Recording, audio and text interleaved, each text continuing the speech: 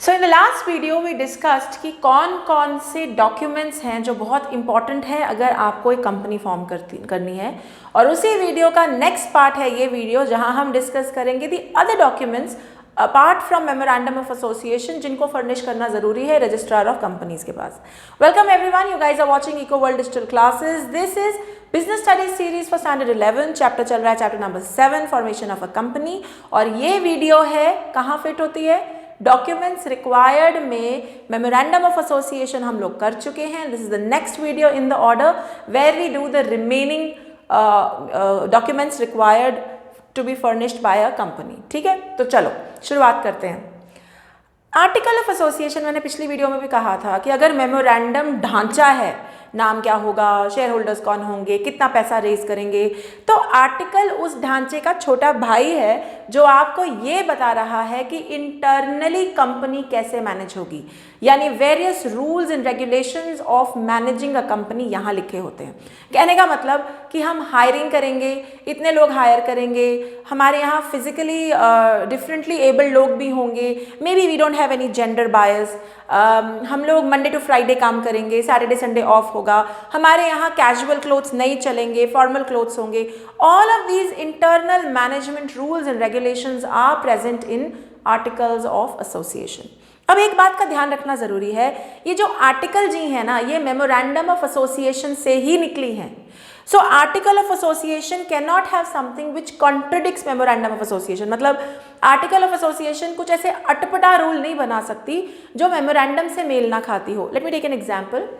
पिछली वीडियो में हमने डिस्कस किया कि मेमोरेंडम में एक ऑब्जेक्ट क्लॉज होता है कि हमारा ऑब्जेक्ट है, कोई कंपनी है जिसने अपना मेन ऑब्जेक्ट आइडेंटिफाई कर दिया कि हमारा काम है, हम रूरल एरियाज की अपलिफ्टमेंट के लिए काम करेंगे। ठीक, अब आर्टिकल में तुमने डाल दिया कि टाइमिंग होंगे 9 to 5, 9 to 6, और रूरल एरिया में हम लोग नहीं जाएंगे, हम तो सिर्फ मेट्रोज को कवर करेंगे एंड टाउन्स को कवर करेंगे। ये तो गड़बड़ हो गई।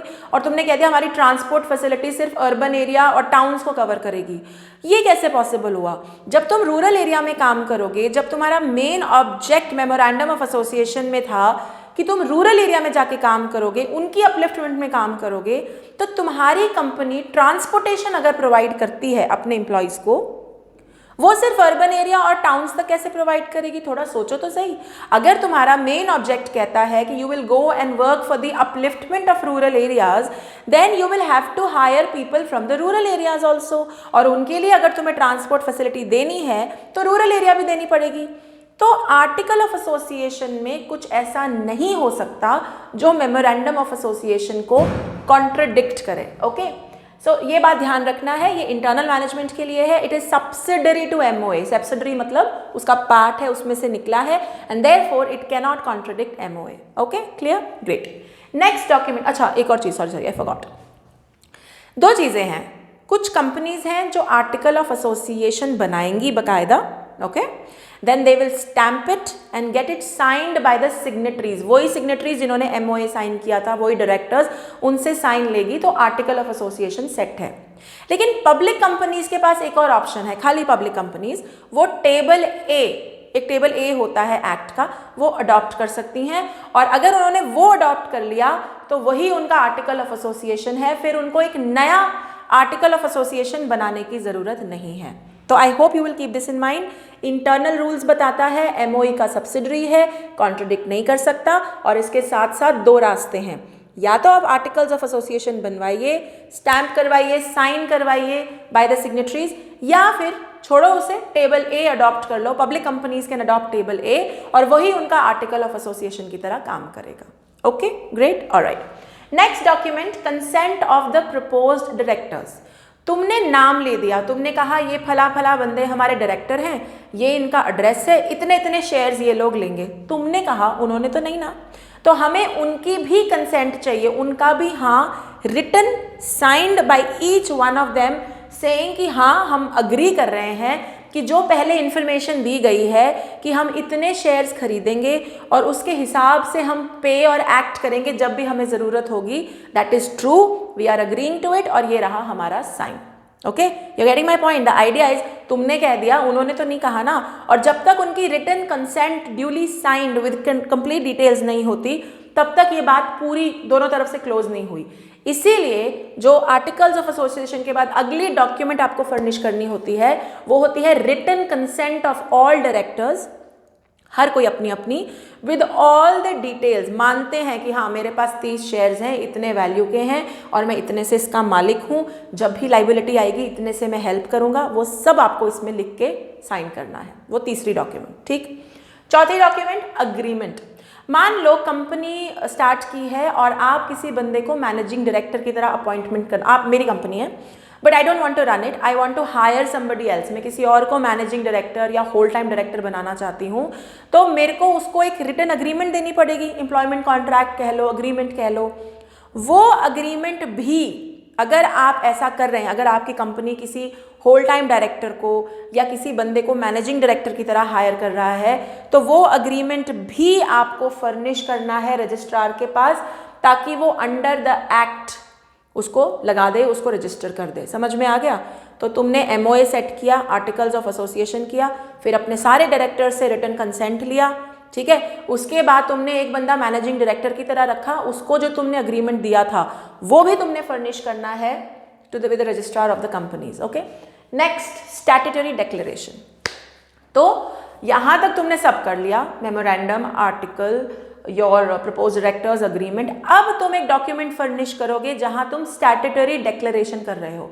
स्टैट्यूटरी मतलब कंपल्सरी, डिक्लेरेशन मतलब तुम ऐलान कर रहे हो कि जो जो चीज़ें ज़रूरी होती हैं कंपनी फॉर्म करने के लिए वो सारी हमने सबमिट कर दी हैं, कंपाइल कर दी हैं, कंपाइल मतलब इकट्ठी कर दी हैं, सबमिट कर दी हैं रजिस्ट्रार ऑफ ऑफिस के लिए, हम उसको सबमिट कर रहे हैं।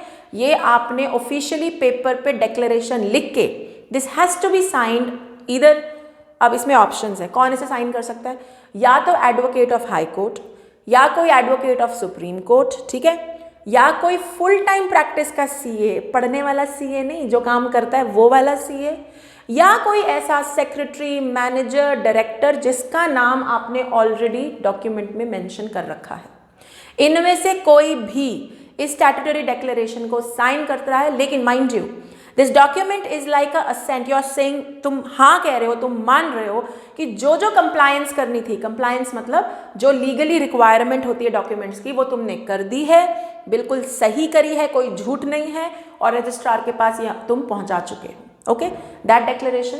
And finally the last one is payment of fees. अब तुम रजिस्ट्रार के पास इतना सारा झोल लेके जाओगे तो फ्री में थोड़ी ना काम होगा, पेमेंट ऑफ फीस होगी, कोई ना कोई फीस पे करनी पड़ेगी ये सब करवाने के लिए, और वो फी डिपेंड करेगी तुम्हारे ऑथराइज शेयर कैपिटल पे। मतलब जितना तुमने कहा है इतना मेरा ऑथराइज शेयर कैपिटल होगा, उतनी फीस होगी, ज़्यादा शेयर कैपिटल तो ज़्यादा फीस, कम शेयर कैपिटल तो कम फीस। क्लियर है? सो इन फॉर्मेशन ऑफ कंपनी के डिफरेंट सेट्स में सबसे आखिरी का जो लास्ट स्टेप है which is documents, I am quickly running it through.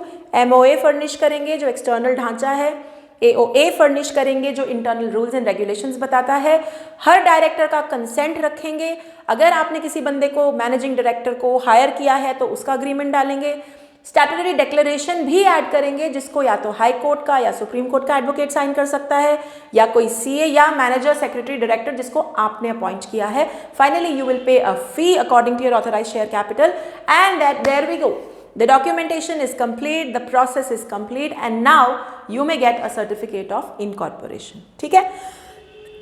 अब इसके बाद जो तीसरी स्टेज है वो है कैपिटल सब्सक्रिप्शन की, जो प्राइवेट कंपनी को नहीं करनी होती, वो करनी होती है पब्लिक कंपनी को। उसकी शुरुआत करेंगे अगली वीडियो से। आई होप अगर आप लोग मुझे यूट्यूब पे देख रहे हैं, you will like, share, subscribe and comment, and I hope ये टॉपिक क्लियर हो गया है। Till then take care, bye bye.